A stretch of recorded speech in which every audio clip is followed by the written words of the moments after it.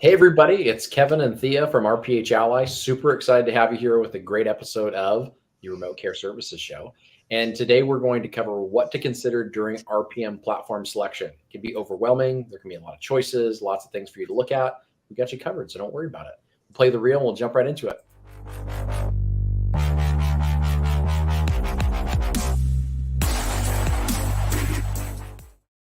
All right, Thea. So it's funny, like our relationship literally started over this conversation. I feel like we're going back to the beginning, right? Of just kind of looking at what technology is out there, what is it doing for you, how does it simplify things, and really getting down to the basics of what do you need. So tell us more, educate us, make it simple for us, Thea. Make it simple. All right, here I am making it simple. 3 steps, right?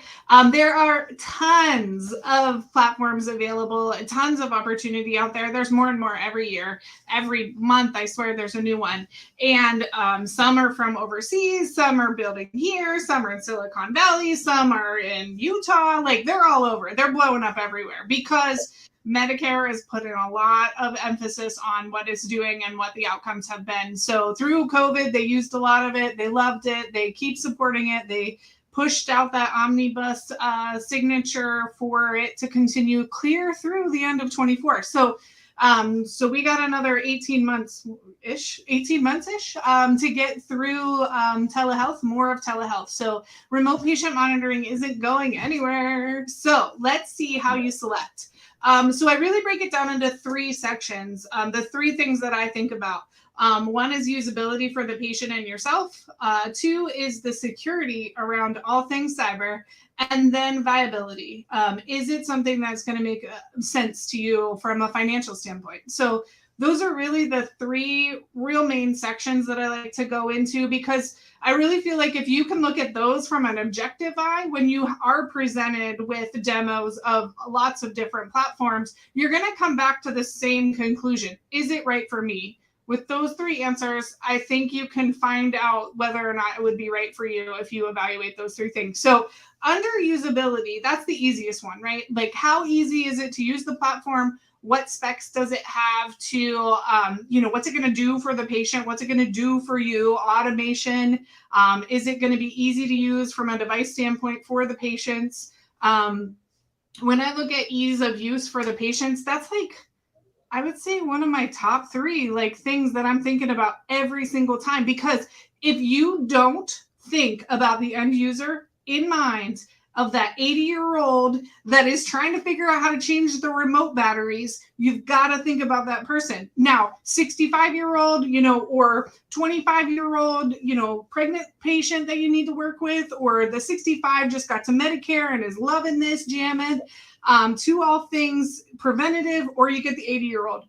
All 3 of them, you have to think about that. I was just on a demo earlier this week about, all these apps and different things for the patients, and it's all good. But if you can't think that your grandma's going to do it, then it ain't going to help you, because you're the one they're going to call. You're the one that's going to be on the phone frustrated as all get out because they don't understand what you're trying to tell them if you don't have to make a house call to get a fix for them. So it's huge to think about that. Oh, sorry, Kevin, go ahead. No, I was just going to ask you a quick question on the technology side of things.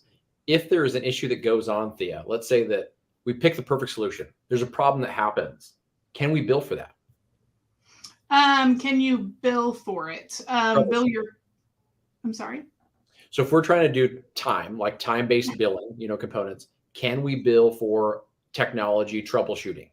Yes, troubleshooting, care for the patient, coordination of care, making sure the device is working. Yes, all of that is a time-based thing that you can continue the timers going to calculate that time in there. But the frustration piece is what gets me. I'm a no hassle. I need easy.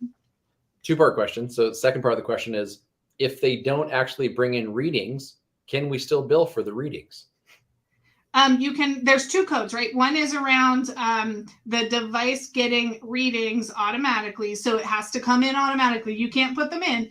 And the other one is based on time. If you don't have enough data because you didn't get 16 readings, you can still go for your time, because that matters too, right? They understand that, you go on vacation, you didn't get as many because they didn't take their scale with them, like fine, whatever. But, coming back to build the time that you did spend with them, and you should spend time with them because they're expecting you to. So just kind of hold up on your end of the deal of monthly calls. So yes. So two major benefits you just hit for me there is one, convenience. You're going to have people dropping out of the program, not benefiting it from in general, not hitting your other metrics you're trying to get to because they're frustrated or they don't want to participate in something that they can't understand.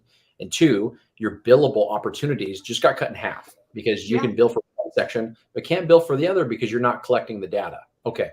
Got it. Yeah. So thinking about that, when we look at the selection of use and usability on your end, the usability of the platform, as well as the usability for the patient end, I'm personally one of those people that I want the least amount of interruptions for these patients and the simplest for these patients to use, because even with that, I have to troubleshoot. So it happens, like even picking great products. So thinking about things like usability comes around whether or not you pick cellular versus Bluetooth. Again, think of your 80-year-old lady who lost her internet last night because, if she even has it, but because of a windstorm, and now she has to reset the Bluetooth device and the network and get it linking back up.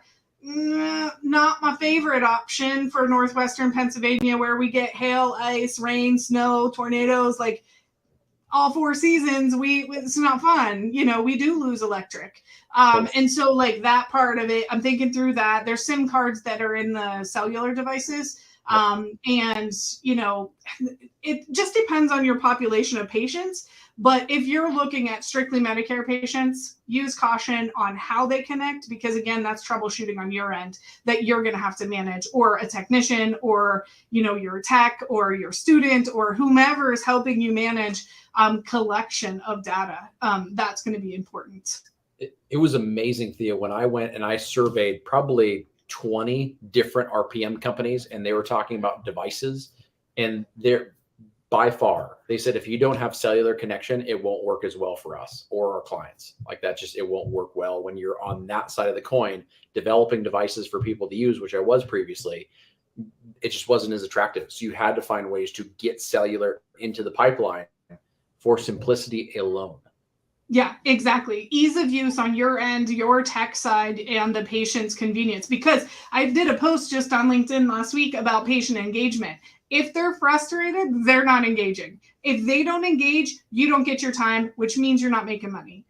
Make it simple. Keep it simple is the best way. So that's the big one around usability. From a security standpoint, though, security is going to be important on a couple of different levels. So first off, in healthcare, you automatically go to HIPAA compliant. Is it HIPAA compliant? Is the patient information going to be safe, secure?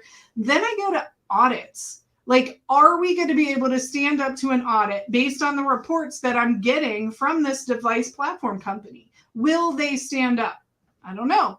You got to figure that out. You got to look at that. What does the report look like? When you're looking at demos, ask to see what their report looks like. What does it look like from what I'm sending the doctor? Like, okay, what's the patient output, the care plan back to the doctor? What's that look like? Make sure it's clean and easy to read for the physician, because much like usability, if it's not easy, they're not doing it either. So they're not reviewing at all. They're taking your recommendation. So make that simple.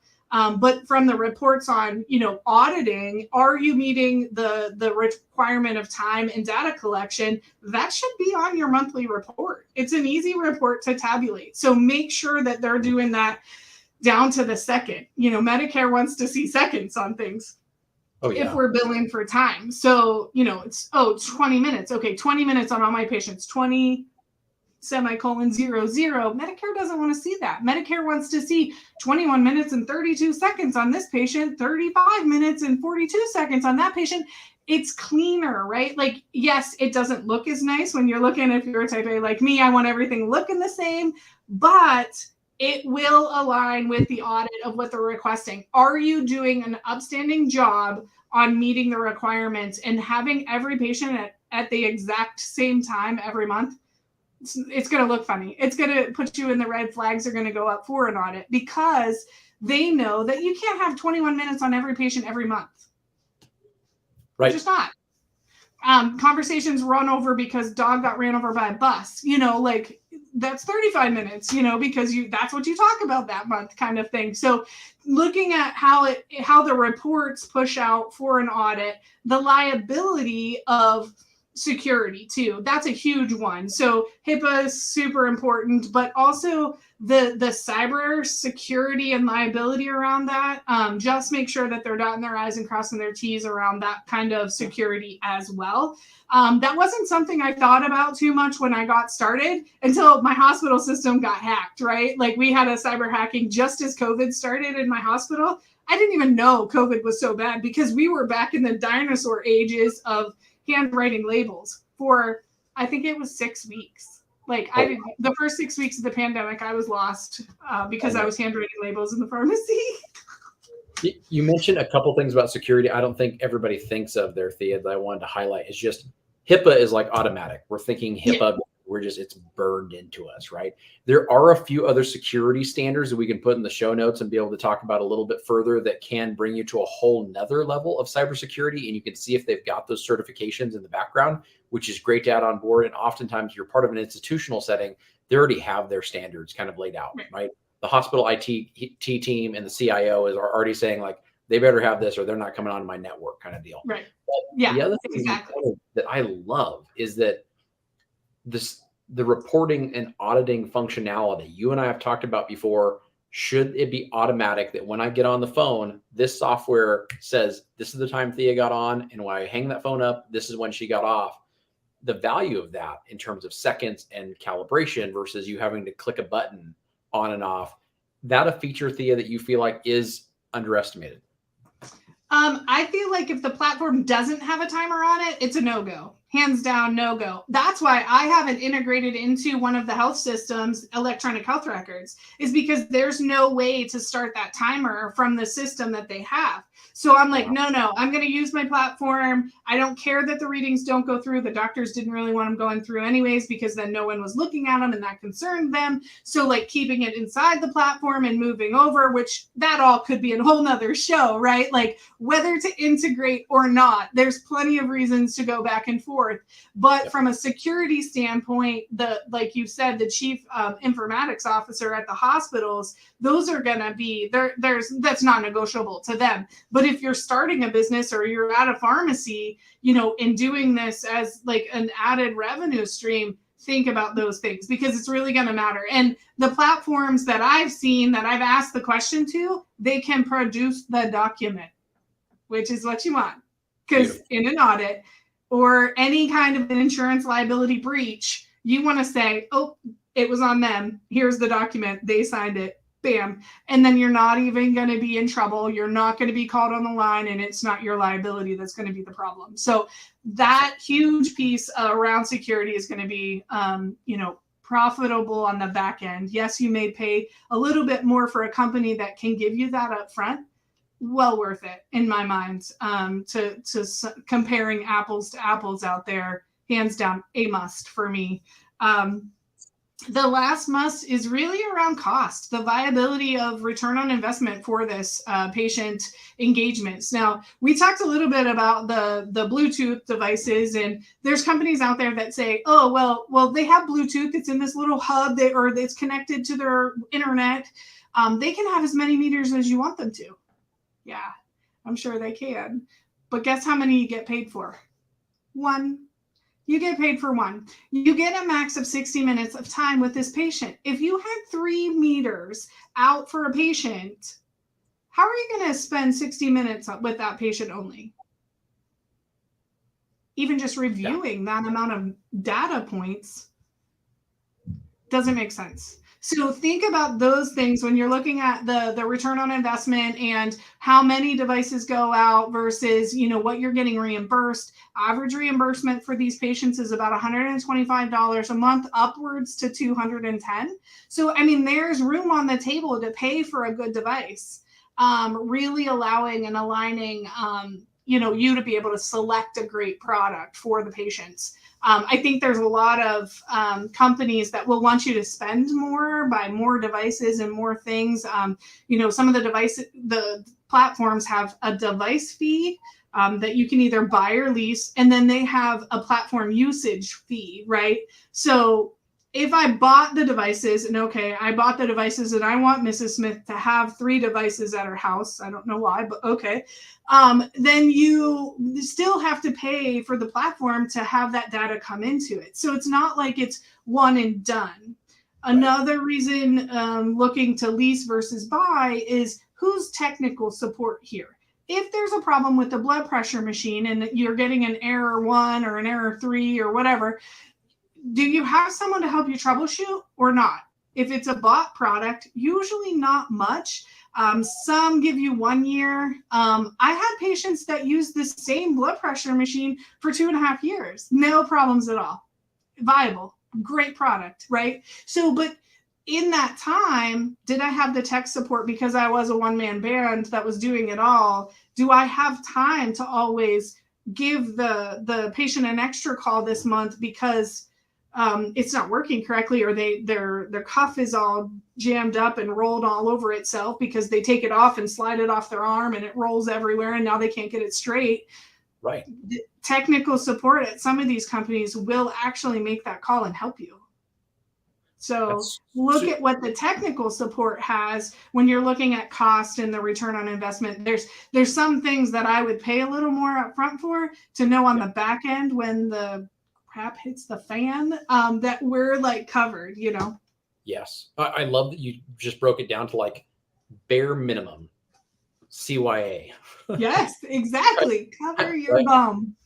Cover your bum. So if we can cover your bum with that kind of mentality initially, then some of the scalable opportunities you mentioned, Thea, with just like, here's what the margin is, here's how much you'll be reimbursed. Your contract with your provider could be different, so that margin may be different there too. It will be less.